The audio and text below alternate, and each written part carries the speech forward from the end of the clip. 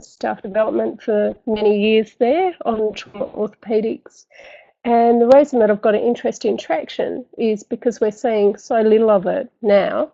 It's one of those dying skills and dying arts that we really needed to be able to preserve, so that in the off chances that we do get traction, in the rare chances that we do, that there are people in the clinical areas that know how to do it. So hopefully, again, this presentation will help with that today.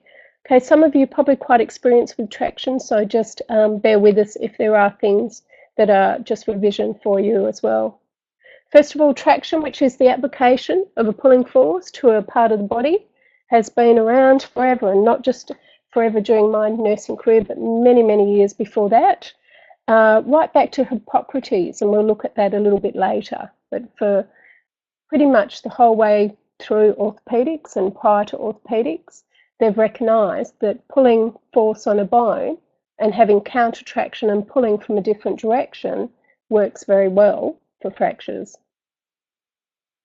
Okay, the purposes of traction is to reduce, realign and mobilise fractures, and that also goes for dislocations. It's correcting and maintaining skeletal alignment, reducing pressure on a joint, and also maintaining a joint in a functional position. To try and reduce muscle spasm, that's something that they now actually question, and as we go along we'll have a little chat about that, particularly when we talk about HR traction. And also to be able to elevate a limb, it's a very good way to be able to do it, and also to try and correct malalignment. Now, as we all know, we're not seeing much of this at all in the clinical areas, and that's a really good thing, because with traction comes immobility. Okay, when I was first coming out of nursing and out of my training, and I worked down at rehabilitation wards down at Shenton Park, what happened was quite a big percentage of our patients in the ward would be in traction. That was late 80s, early 90s. And then what's happened with all of the development of orthopedics and with surgery, the availability for them to be able to do open reduction and internal fixation, and also external fixation for fixing our fractures, now it's not so necessary for the use of traction, because we have other modalities of treatment that what we can do is get the fractures fixed, and we can get our patients up, we can get them moving, and with getting them moving, we're getting so much less complications. However, there are cases still where traction still comes in handy, and I know certainly when I was in the clinical area, the main place that I was doing traction was actually in the intensive care unit in critical care. So patients that are coming in, they're not well enough to actually be able to be taken to theatre, or they've got multiple injuries, and those other injuries have got a different priority to the orthopaedic injuries. That's quite often where we're still seeing traction used. And so it is very, very handy for the patients that can't have the surgical procedure to have traction done. Right, there's three types of traction. First of all, manual traction, where it's temporary, it's just a steady pull on the limb. It's done by another person, you're just holding on to the limb and pulling on it. It is got its uses, obviously it's very, very short term, but it is great for example, if you're got a patient having a procedure done, just a short procedure done of some sort, you can't have them in their traction. The thing that you can do is putting manual traction on. Also for nursing care of patients that are in traction and you need to take that traction off for a certain amount of time, for example, to wash the limb, then manual traction is very effective. The second type is fixed traction, and that is a very good type of traction for transporting patients with fractures. Also in the emergency care of patients that are coming through, for example, our shaft of femur fractures will come in and through the ambulance system probably would have had an emergency splint put on that, and that's one type of fixed traction. When we've also got patients that have been an inpatient in traction and we need to transport them somewhere else, fixed traction is something that we can have a look at, putting them in to make sure that we're still maintaining that pull on the limb. The most common one though is balance traction, which is the use of weights, ropes and free running pulleys to be able to provide traction to the limb. With any type of traction, the other thing that's really, really important is counter traction, because we need something pulling against that line of pull. And in most cases, it's actually the patient's body weight that is providing that. Okay, the disadvantage with all of them, and we'll come to this a little bit later in the nursing care, is obviously the immobility that comes from being in traction. Okay, we've just got some little slides and little pictures of that. First of all, we've just got someone putting manual traction onto a leg. The next one is an example of fixed traction, and that's a patient that's in a fixed Thomas splint. And the third one is an example of balanced traction, and that's someone that is in Hamilton muscle traction. And we'll go through those individual ones as we go. Also, when we're looking at what we're doing with traction, the other things we have a look at is the methods by which we can provide traction as well. First of all, there's skin traction, where the pull is through the soft tissues, and that can be adhesive or it can be non-adhesive with the strips that are on that. Secondly, it can be provided through skeletal traction, where a pin is put through the bone and the pulling force is pulling through that area, and we have either a sternum or a denim pin put in place which we can connect our traction onto. Third type is a circumferential traction, which is a sling or a corset which encirculates around the body that can be connected onto traction. Okay, now I've got a nice little thing on my screen here. I'm just going to move it. So if you just give me a second, something's coming up for me not to be able to quite see my slides, but I'll sort that out. Okay, this is an example of some skin traction. We can just see the adhesive skin traction that's been put onto that. An example of skeletal traction and a circumferential traction, and we'll go through all of those individual ones. Next thing I'm going to do is just talk a little bit about applying skin extensions onto a limb. Right, one of our first things we need to do is we need to make a decision, is it going to be adhesive or non-adhesive? Most times it's much more preferable to go for the adhesive skin extensions because you do get a lot better traction that comes from that. With the non-adhesive, I've found in experience what happens is it tends to slip off really quite easily, and it's not unusual to walk in and find the bandages slip down to the person's ankles, the weight's on the floor, and if it's not rebandaged and reapplied regularly, really it is quite an ineffective way of giving traction. However, if some people's skin integrity will not allow for the adhesive, so part of it is assessing to see what the person's skin integrity is like as to whether you can actually put the adhesive skin extensions on. But if you can put them on, I really recommend that you do. The next step is to record the patient's neurovascular status so that we have a baseline before any of the traction has been applied, so that we can see if there's any alteration. Next thing is looking at protecting different vulnerable areas, and we're looking at lower limbs here. What I've got up on screen at the moment is the padding over the fibular head. If you just feel down your legs at the moment, just below your knee there, on the lateral side, have a little feel of fibular head, and you can see that's really quite prominent and only just under the skin there. Now, running over the top of the fibular head, we have the common peroneal nerve. So if that nerve is compressed, that's when we can end up with patients with foot drop. And because we are going to have possibly splints around those areas and bandaging, what we want to do is to protect that. Okay, so on that lateral side, we can get some adhesive foam, like some rest-on foam, and pad the fibular head. Okay, you may also want to pad around the malleoli for the patient as well, but that will depend on the different types of skin extensions that you're using. The one that I've got on the screen here, which is one of the common ones that we use at Royal Perth, one of the commercial sets, you can see is really quite padded and really quite good. That would depend on what you're using in your clinical area as well. But with these ones, we've found that we haven't had to use the padding around the malleoli, only around the fibular head. Okay, once you get the commercial kits, you get someone to be maintaining manual traction for you while you're trying to put the skin extensions on. And we can see that there's an extra set of hands in there helping me there. What I'm doing there is I'm just making sure with the spreader that it's away enough from the sole of the foot so that the person is able to dorsiflex and to plantarflex as well.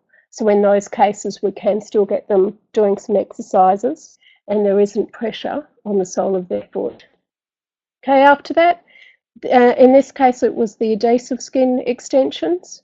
One of the things that you do is on the medial side, we just have that a little bit lower, although it is parallel to the lateral strip on the other side.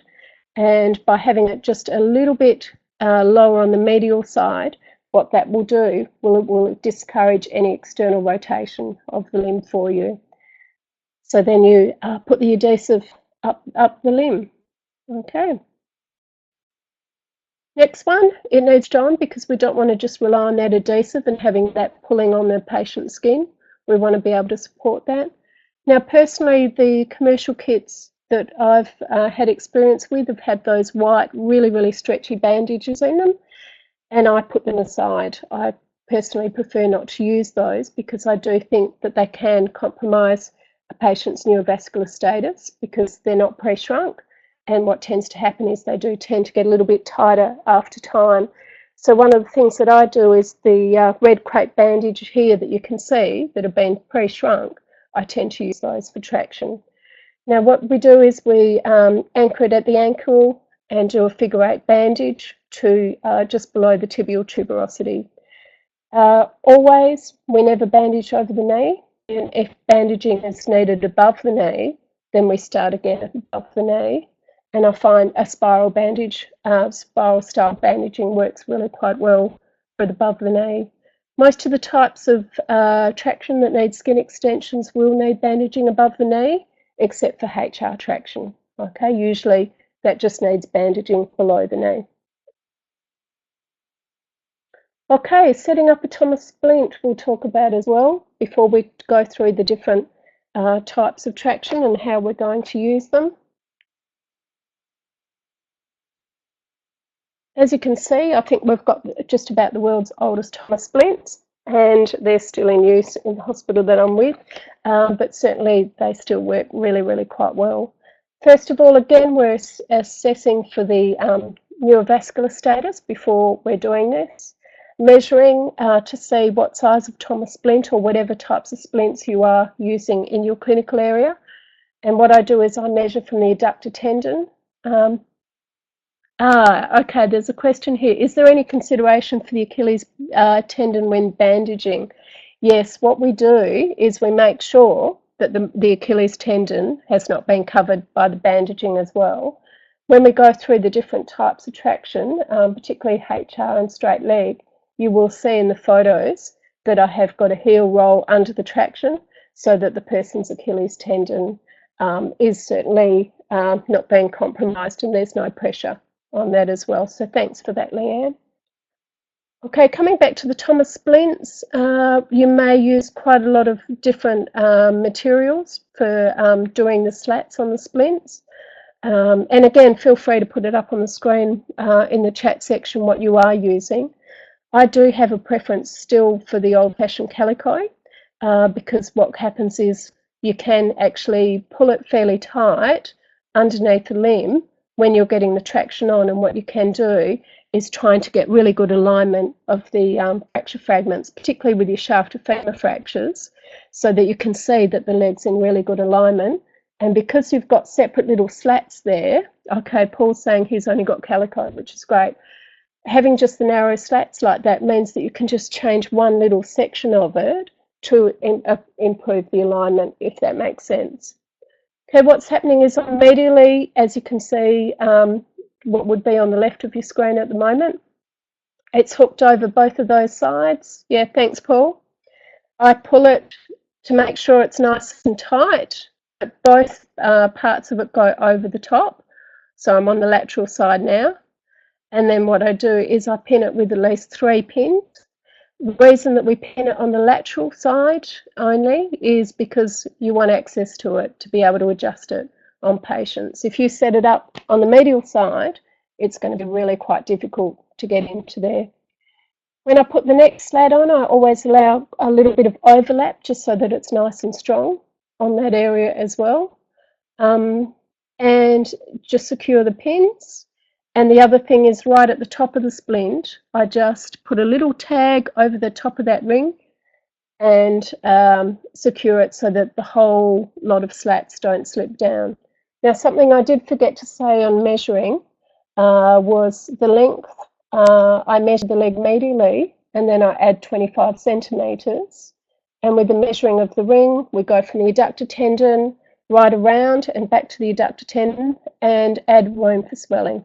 Okay, and that will give you the idea of the size of the splint to use. Okay, and you can just see there, that's just securing it with the pins.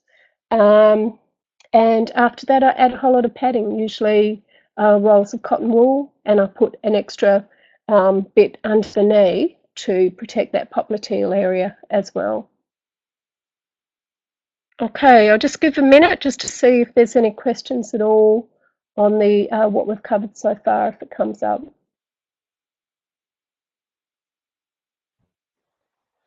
Just I might question while people were thinking. So is this still used regularly, Wendy, as far as you know? With the Thomas splits, not, I wouldn't say regularly. Still occasionally, or? Yeah, occasionally, and as I was sort of saying, mostly in critical care. What's happening is a few of the multi-trauma patients that are coming through that have just not been well enough to be taken to theatre, and they've had to get them hemodynamically stable before we've been able to go in and look at their orthopaedic injuries. That's where I'm tending to see the Thomas splint traction used. And shaft of femur, which we will talk about when we do go through a little bit more about Thomas splint traction, really does need to be immobilised, and it needs to be immobilised straight away. And we need really good immobility at that fracture site. Okay, so that's where I'm tending to still see it. For everyone else, do you still see Thomas splints in your workplace? Or have you ever seen Thomas splints in your workplace?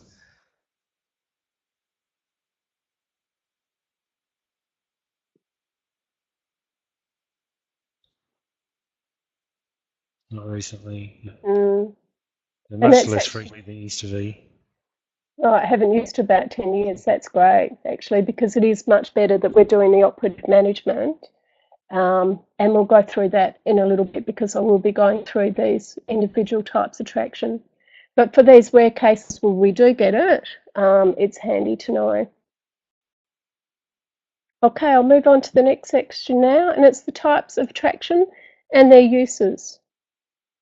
Okay, one of the most common ones that we used to use and is still being used in a lot of clinical areas is Hamilton-Russell traction.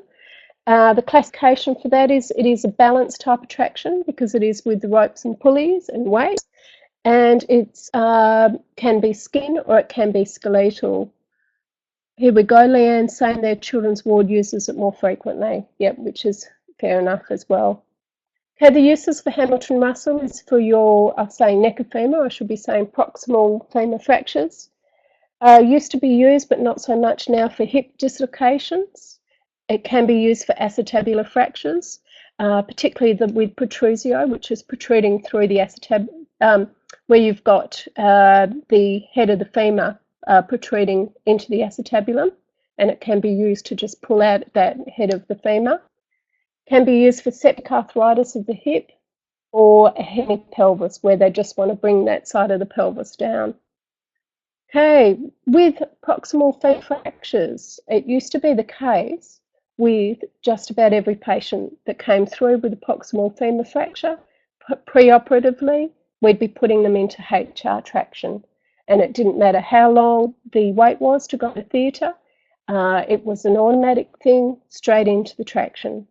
Okay, with the Cochrane systematic reviews, there's 3 different articles that have been done on it now by Parker and Handel, and their most recent is in 2011.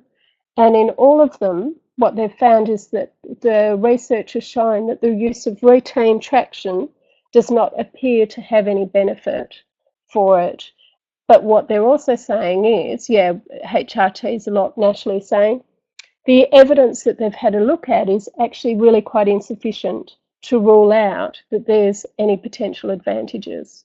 And what the advantages were that we felt that they had was about the muscle spasm around the area of the proximal femur. In many cases, it doesn't actually need to be immobilized as such. What it's needing to do is they're feeling that it helps with the muscle spasm and with the pain control for the people and putting that limb in a much better position for comfort for the patient.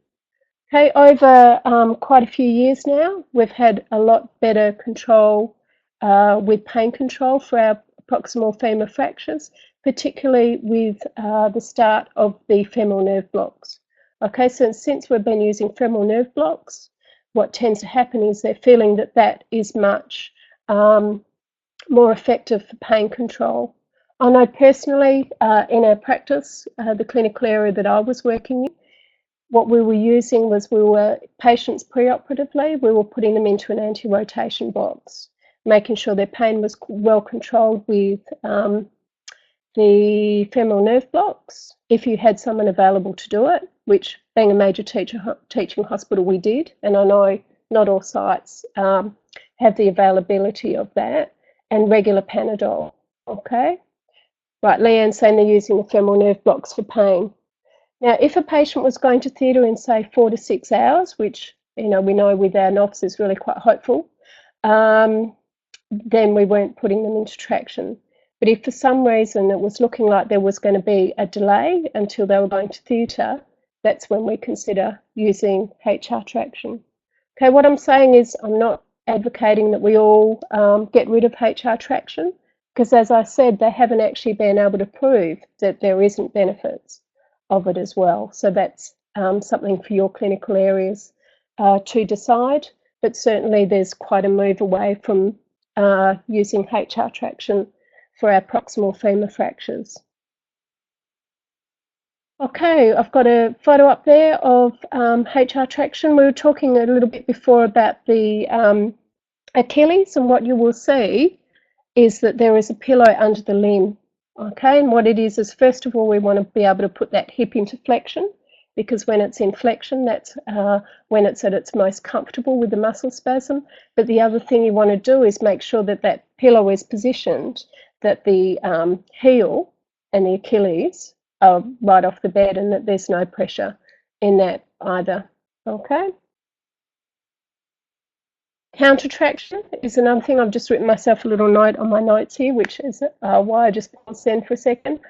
What we need to do is elevating the end of the bed is a really good way to get the patient's body weight to be able to provide you with counter traction. Okay, any of the types of traction that we use, except for the pelvic ones, just getting the end of the bed, tipping it up, patient's weight will come back into the bed, and that will be what is providing the pull from the opposite direction. Okay, modified Hamilton Russell traction is very, very similar. It's just the skeletal version of it as well. Very, very rare that we actually see this done, because we are operatively managing most of our proximal femur fractures now.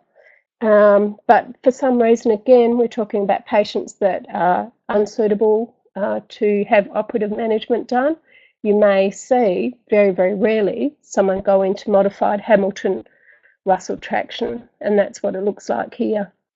Okay, very, very similar. We've got either a denim or sternum pin that's been put in there, and all the weights are connected, the pulleys and the weights.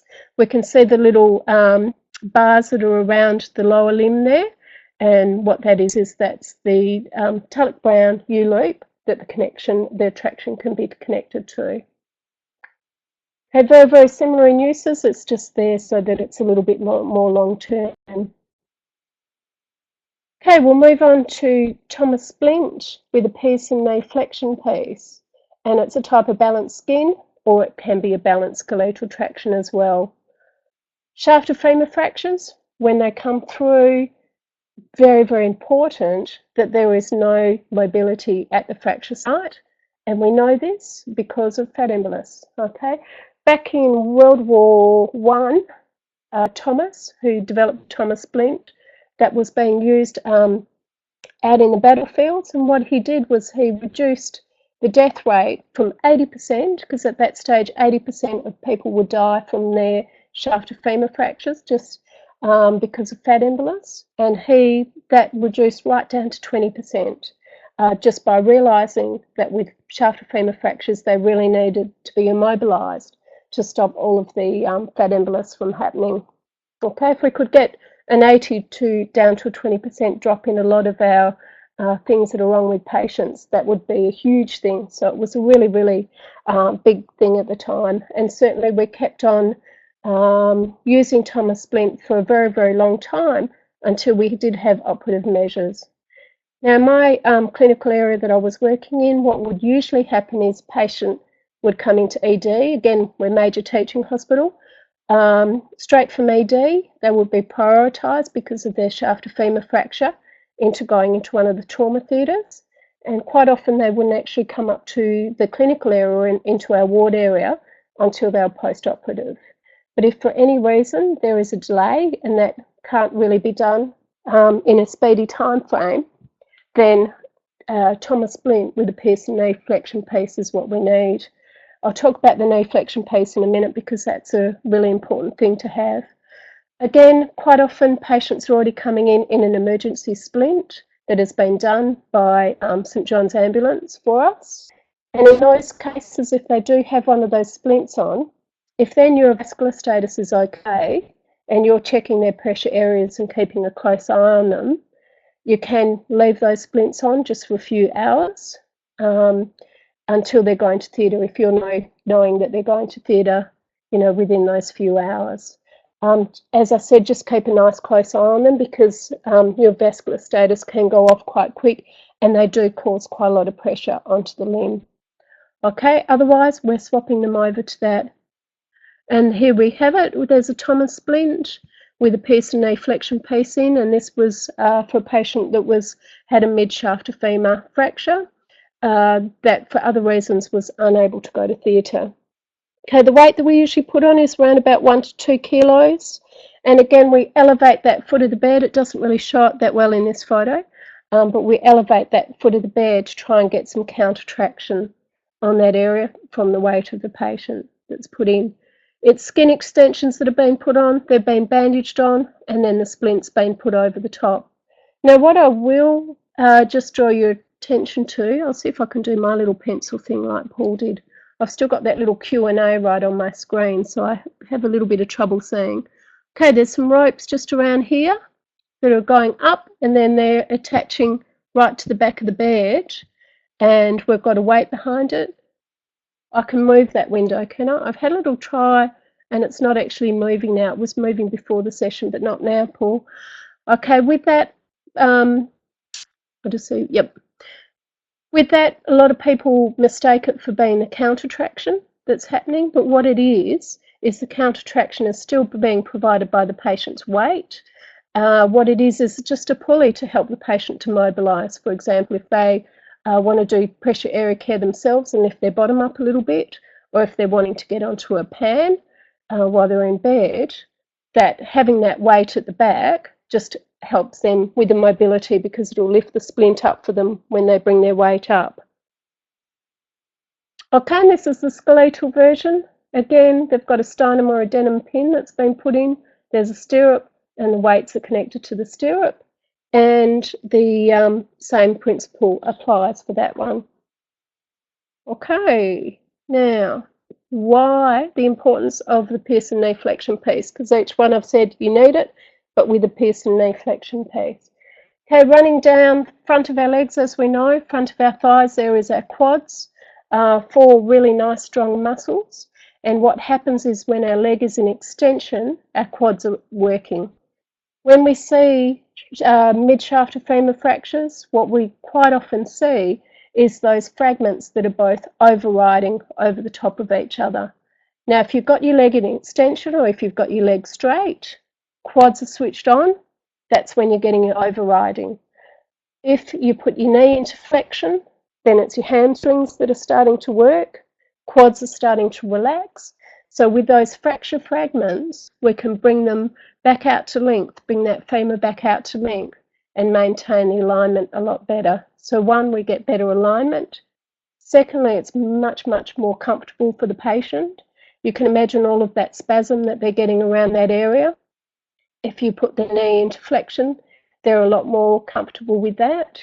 And the third thing is it just enables you to be able to control a little bit of rotation of their leg at the same time. And again, it comes down to their comfort. Okay? So that's why, really, if it hasn't got the Pearson knee flexion piece, putting their leg into flexion, then it's really not working effectively for them as best as it can. Fixed Thomas splint, okay, when we need to transport a patient that's in Thomas splint traction, we cannot just take it down and leave it. We need that traction maintained for that area. So what we can do is put them into a fixed Thomas splint to try and transport them, or if they're going down for a procedure that's going to take a fair while that you can't be there doing manual traction for them, and if it is compatible with them being able to wear the splint, that's when you can put a fixed splint on. Again, it's very short term. You have those risk of pressure areas as well as risk to the neurovascular status. But the skin extensions stay on, the bandaging stays on around the limb.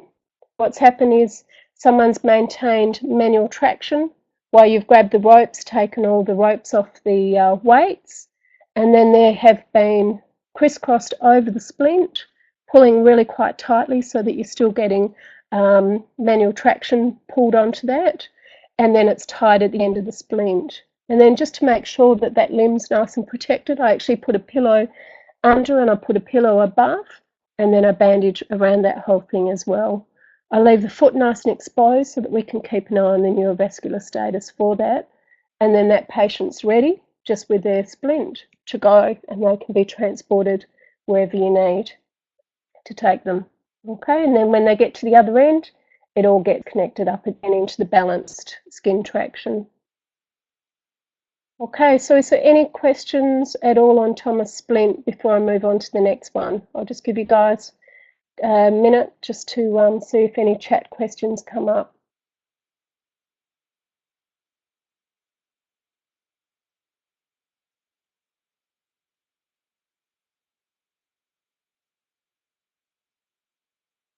No, I'm not seeing anyone typing for the minute, but I'll stop if anyone does. I'm only going to go really briefly over straight leg traction because I don't know if you guys are using it in your clinical areas, but I'm not seeing it used a lot at all. Like, it's been a long time since I've actually seen it used. It's another type of balanced skin traction. The uses are for patients with a hip dislocation, acetabular fractures, again to try and, when you've got protrusio and you need to pull the head of the femur out of that area, and septic arthritis of the hip if they want to be resting that joint. Very, very similar to the HR traction, it's just the configurations of ropes and pulleys that are quite different. You can see the skin extensions have been put on, they've been bandaged onto the limb. There's a heel roll again to try and keep that heel off the bed, and then the weights can be applied to that area. I'll just wait because I did see Claire typing, see if she's got a question. Is this known as Buck's traction? That's a good question. Okay, what I'm going to do is Buck's traction is a type of HR traction. I'm just going to go back a couple of slides to the HR, if I can do that.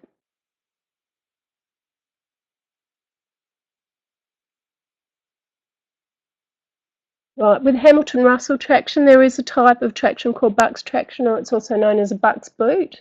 And what it is instead of the adhesive skin extensions, they've got a great big foam boot, which can be put on the patient's leg. You do up the buckles, and then the weight can be put on the same way as the HR traction. So the ropes and pulleys will be the same as what you can see in here. The reason that I haven't included it, and anyone who's seen my traction manual will also know that it's not in there, is that it is really quite ineffective of getting a good pull through the limb, and it just tends to slip down the limb, and it really is I don't know if anyone's still using it in their clinical areas, but we really feel that it's really quite ineffective for doing that.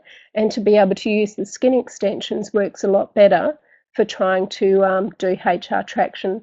So we actually went through quite a few years ago, we got all our Bucks boots and we threw them in the bin and are no longer using them. So I hope that answers that question. Okay, I'm just going to move back down to the slides, so bear with me for a second.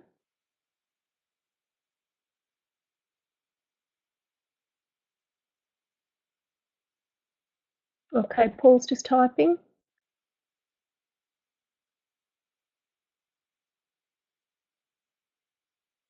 What about pews? Yeah, again, I haven't seen that used in the clinical areas at all, probably right back from the late 80s. I've never actually seen pews used, so I'm not sure if anybody else is using that within their clinical areas.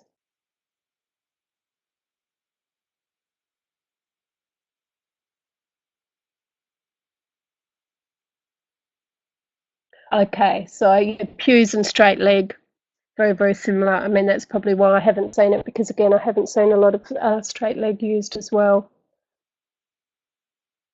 Okay, so we've had a look at that slide. The other thing that I have seen used a little bit more often is actually bilateral straight leg traction. And what they use this for is it's a balanced skin type of traction, and for lower back pain. Sometimes we've had patients come through, particularly with lumbar pain, and what they felt is that the traction can relieve some of their muscle spasm. And that was a lot more common thing to be used. What we can see here is, again, it just looks like the same straight leg traction. It's just both limbs, and there's a weight on each one. Again, there's been a Cochrane systematic review done on this. They've done about 3 of them. The most recent is in 2013. It was by Wegner et al.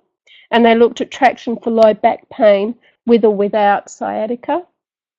And what they found was that there was really poor research available on it.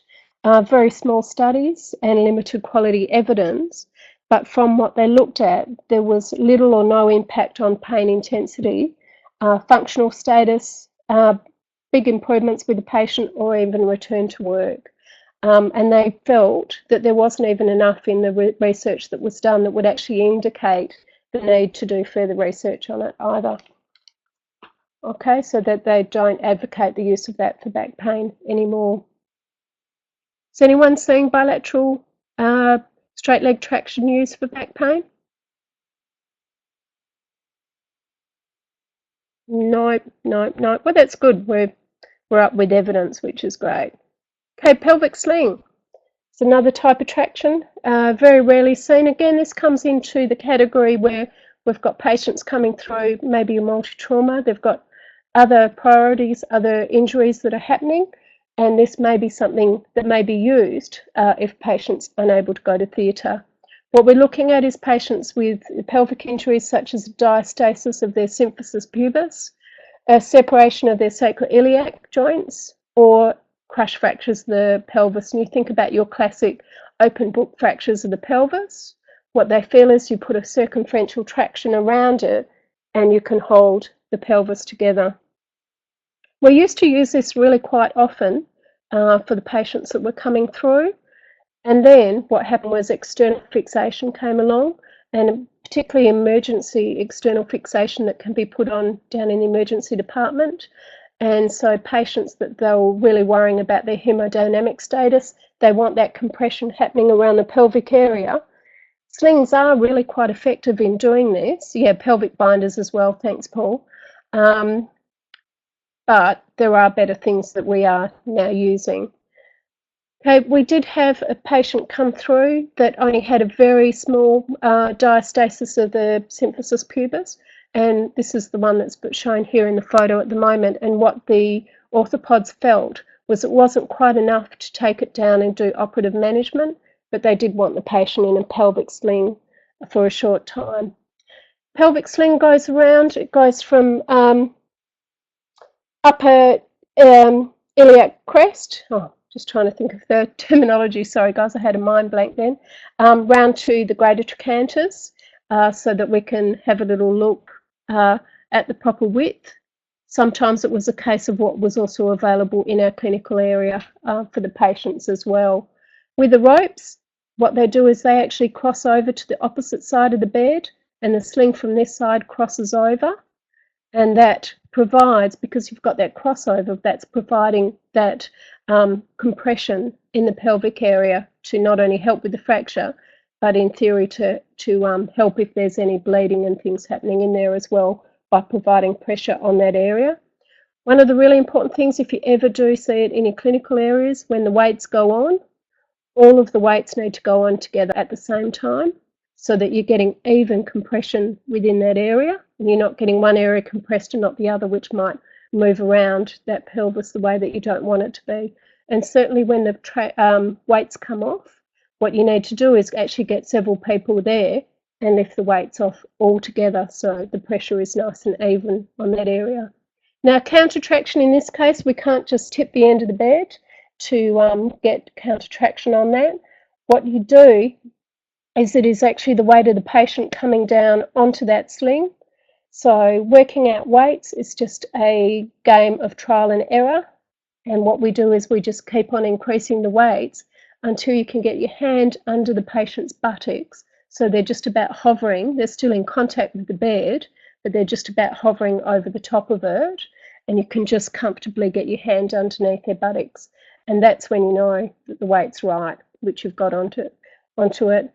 And again, that's just trial and error to be able to do that. And that's the way that counter traction will be maintained. Very, very rare that you will see that, but every now and then it is something that may come up in your clinical area. Okay, pelvic corset, again, coming back to a circumferential type of traction. I'll only go over this briefly because we've just identified from Cochrane that they say that traction doesn't help with back pain, or that there's not enough evidence for it. So it was used for lower back pain. It can be used for sciatica and nerve impingement, particularly around that L5 area. And this is what the pelvic corset looks like. We've got a corset that comes around the patient's pelvic area, and weights are connected on. Okay, and the theory there was just opening up those vertebrae to try and release that impingement on the area. Okay, nursing care action. Okay. Now, sorry, I'm just going to get my little notes organised here. First of all, most important thing is keeping an eye on neurovascular status, because any time there's any bandaging or if there's any tension of the limb, you can end up with a compromising of your neurovascular status. So like any neurovascular status, we're looking at colour, warmth, movement, sensation. If there's any pain, particularly unrelenting pain or pain that doesn't seem to be in line with the injury that they have, and also checking on the patient's pulses. And for lower limb, what we know is we're looking at dorsalis pedis and also posterior tibialis. When you find them, and if you can palpate those in the area, do people that are coming after you a nice little favour, get a waterproof pen, like an outline pen, and put a nice little cross on those areas so that it makes it nice and easy for them to find the next time. Hygiene and pressure area care, particularly with your patients that have got the skin extensions on. I've given an example here, what can be done. You get one person to come and maintain the manual traction for you, and then it's important to take all of those bandages off, inspect the limb, have a feel to see if it's really sweaty or not under that as well, and then it's washing the limb, making sure that it's all nice and dry, and then rebandaging and making sure that the bandages are nice and secure but not too tight on that area as well. But it's really important that we're actually looking at that skin integrity and that we're checking that limb as well at the same time. And we would do this usually twice a day. Okay, and again, if it's non-adhesive skin extensions that are under there, it needs to be done even more often than that, because you're going to find those bandages are slipping down. So, and you know, if it's a patient that needs the non-adhesive, there's someone that is at more risk with their skin integrity, we're wanting to have a nice regular look at that and keep an eye on what that traction is doing for that patient. Okay, the principles of traction. Before I go on that, just one thing, keeping an eye on their neurovascular assessment, particularly for those first 2 hours after the traction's been put on. And then depending on what is your policies or your standards in your area, how often you're going to be doing your neurovascular status for that. But I would suggest that it's done at least 4 hourly for the whole time that their traction is on. Have a look at the traction setup at least once every shift for the duration of the treatment to make sure it looks the way that it should do. As I've said, I've walked into rooms before where there's been the weight on the ground, and we know that there's no nice pull coming through that, and so it's making sure of all of that. Have a check of the patient's position in bed as well, to see that that's allowing the traction to function in the way that it should be. And then looking at the principles of traction and making sure that they're maintained as well.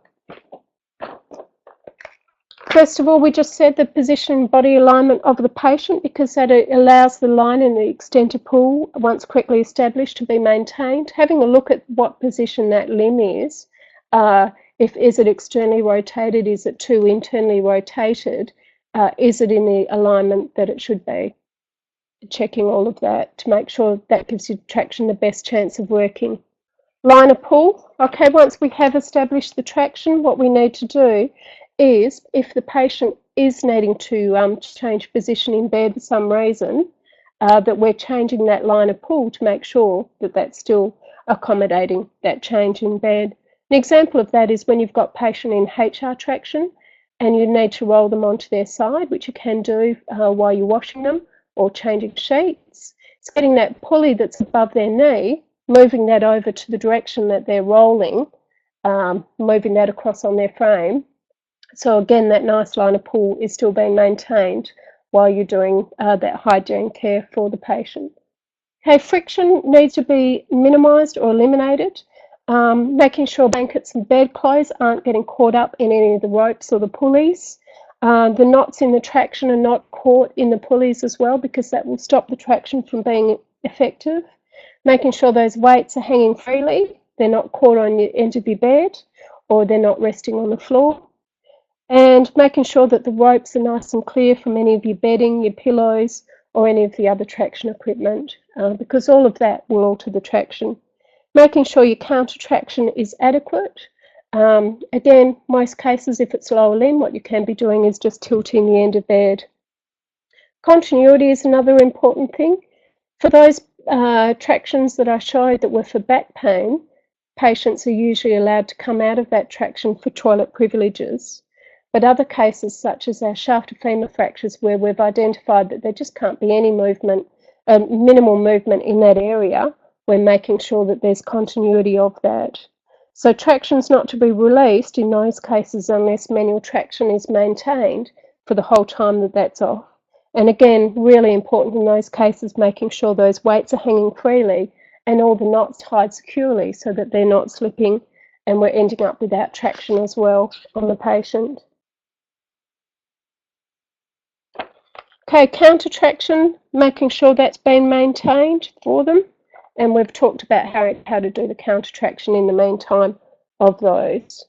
Okay, it was right back in Hippocrates that actually identified that counter traction was needed. Back in 3050 BC, he described for fracture management getting 2 strong men will suffice by making extension and counter extension. And you get them to pull in both of the directions, and identified that was very, very useful in our orthopaedic work with what we're doing now. So it's very similar principles. They haven't changed, it's just different the ways that we do it. Okay, with complications, I'll just get my little page up on my notes here.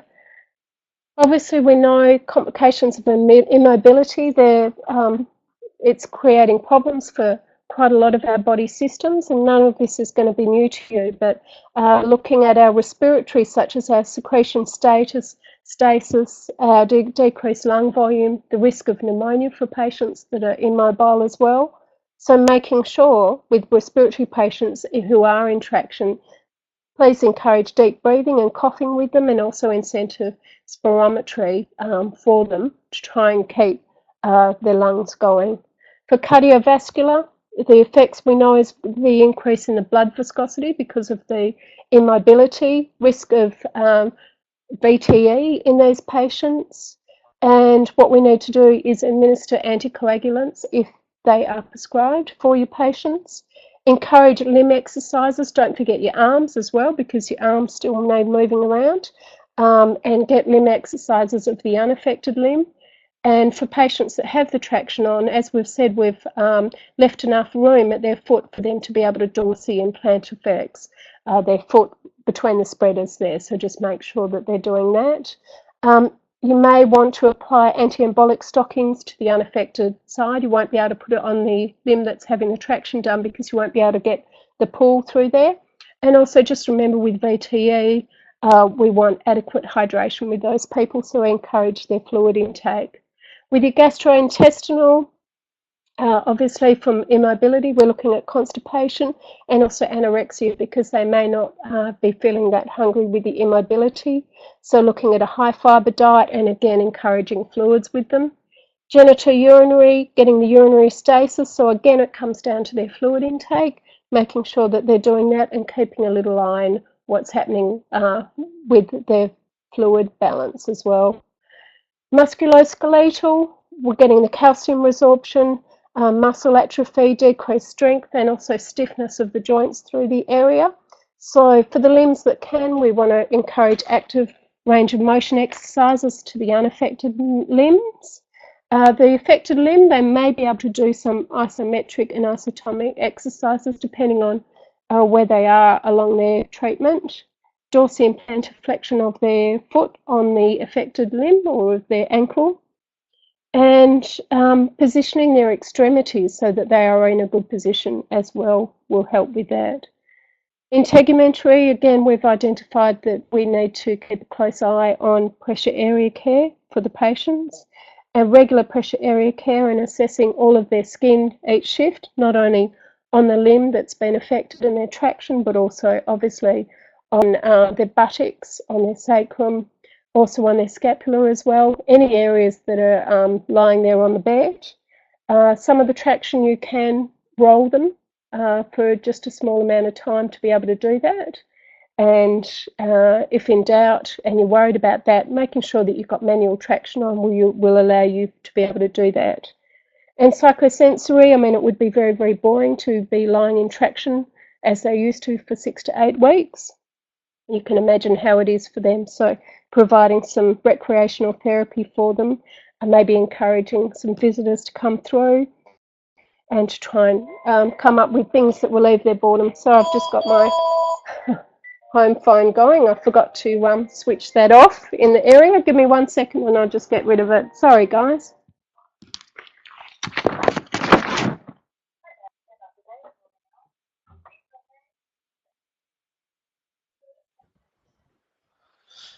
Hi all.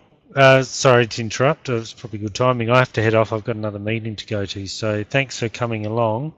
I'll let Wendy finish. Wendy, I was just saying. Sorry about that. I turned everything else to silent, but I forgot about the home phone. Apologies about that. We're almost to the end anyway there. Yeah, sorry, Wendy. I'm going to have to head off. So thanks for coming along, everyone. The type of what? Sorry, I missed what you said then, Paul. Oh, he's gone off. Oh, Paul's heading off. Okay, thanks a lot, Paul. Okay, Leanne's just asked, is the type of knot important? Okay, the type of knot, quite often we do use a clove hitch knot. And what we need to do is just a knot that's not going to allow slipping of the traction, making sure that there's really good fixation of the area. I find, you know, the knots that go up on Balkan bars and things like that, that a clove hitch works really quite well to be not slipping. Okay, and in some cases a reef knot might suit as well. Okay, once our traction's established, what we're making sure that we're doing is that we're keeping a constant and frequent check on it so that it's not doing more harm than good, and making sure that they're not getting any suffering, any injuries such as pressure area, problems with neurovascular status with that as well. We want to not do more harm than what it's trying to do. And obviously what they have discovered is because of that immobility, it is not necessarily the best modality of treatment for our patients, but there are certainly cases where it is coming in handy. A little bit of further reading for you. I did make reference to the Cochrane systematic reviews, and I've just put those up there for you if you want to have a little look at them and see whether they are relevant for your clinical area. So Handel and Parker is the one for the proximal hip fractures, and Wegner et al. There's about 6 or 7 names, looked at the low back pain. Okay, if you just Google Cochrane and traction, they will come up for you. And lastly, just the photos from here are from my traction manual. I'm not sure how many of you are familiar with it, but I've just got all the different types of traction that we've looked here for the lower limbs. Instructions on how to put them up, instructions how to do the slats, photos of each of the types of traction, and also diagrams done as well. So if that's something that you might be interested in your clinical area, you can just get in touch with me via the ONAWA, and we can look at see if that is something that you would like in your clinical area. So what I will do is just open up now to any questions, and I'll keep an eye on the chat just to see if there's anything you would like to ask.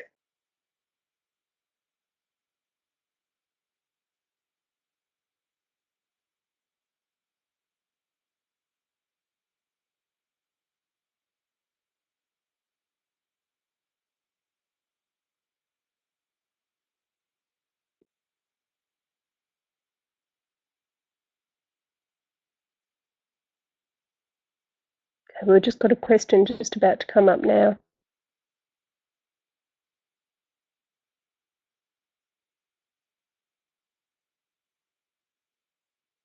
Or suggestions on a textbook. Okay, a general orthopedic textbook, is that what you're thinking of? Traction textbook. Okay, there's only 2 that I'm familiar with. First of all, the one that I've done, which is about a 50-page traction manual. Secondly, the Society of Trauma Nursing over in the UK has also done one, which I think is now out of print. And what they're looking at is in the next couple of years redoing that. And so that's another one. Also, if you Google Society of Trauma Nursing and Traction, they do have really quite a good article on traction as well. Not so much the different types or how to put them up, but just about the principles of traction and also the history with it as well.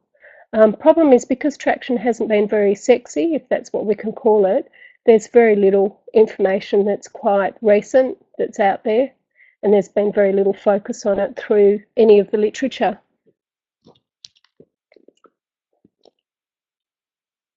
Yeah, it is a dying art, absolutely, and that's what happens is there may be maybe one person in a clinical area that knows how to do it, and or if you're lucky. And so that's why before I left the clinical area I was in, I put the traction manual together, because I was the main one doing the traction in that area. Because what we need to do is, with a lot of these orthopedic areas that we've used to do, we need to be able to provide that information to the nurses that are coming behind us, particularly the ones that are being done really quite rarely, because a lot of the younger or more junior staff are just not getting a chance to get the experience in it. And if we can provide resources for them, that's going to help along the way for those rare cases that you do get them. Where can we get your manual from? What I would do is Orthopaedic Nurses Association of WA. I'm the education officer. So what you can do is contact me via our website, which is ona.asn, I think, and that links in straight to an email. But anyone that you email from the ONA WA will be able to forward it on to me. And I've just got to do another print run of them, because we've just out recently from them. Yep, and what I might do is when I come over to Sydney next year, I know it's a little while away yet, but over for the ANZONA conference, so I might bring some over with me if people want to have a little bit of a look and see if it is something that they think that is relevant to their clinical area, or if it is the traction, types of traction that you are using. So the ones we did cover tonight, is that the sort of types of traction that you do see if you do ever see anything in your clinical area?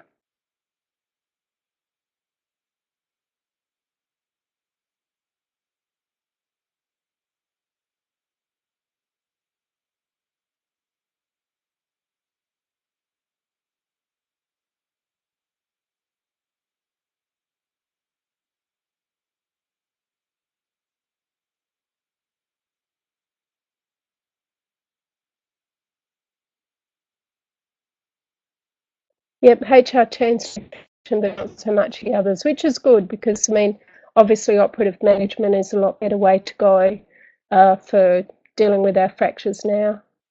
Straight leg if using anything, okay. Only difference with the straight leg to the HR is HR with a smaller amount of weight because of the vectors with the pulleys. It has the same effect, but what it is it's smaller weight, but you get a much bigger level of pull through that area. Okay, so that's why we tend to use HR rather than straight leg. But that's, yeah, mainly with our proximal femur fractures as well. Okay, what I'll do is I'll stay online. Oh, here we go, Claire. Okay, you've been calling it Bucks traction. It may be that, but my familiarity has been more with the Bucks boot. And I suppose straight leg traction can be done with the Bucks boot as well. It's just, as I said, the pulleys are just done a little bit differently with the HR traction, but it does have a very similar effect on that.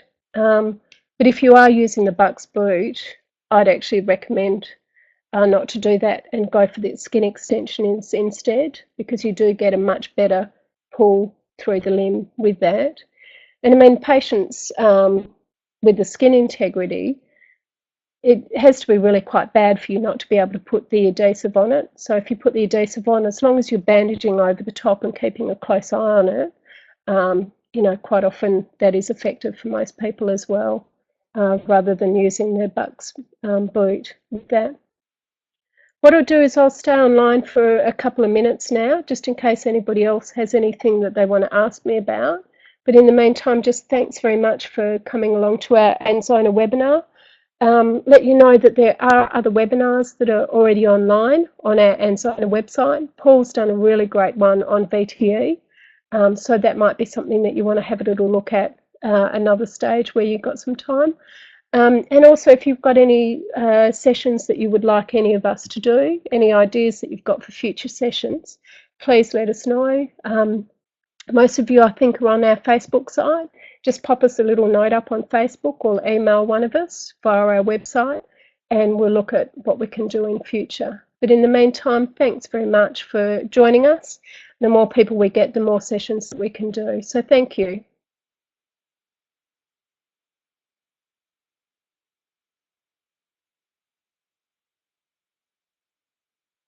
Thanks a lot, Claire. Ta. Oh, thanks very much, Robin. I hope you guys got a lot out of it. And thanks, Natalie, too.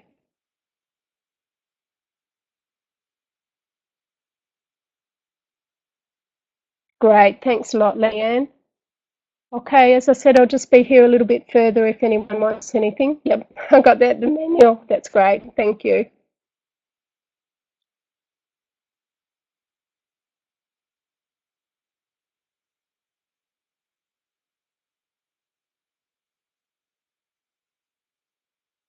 Okay, thanks very much. That's everybody gone.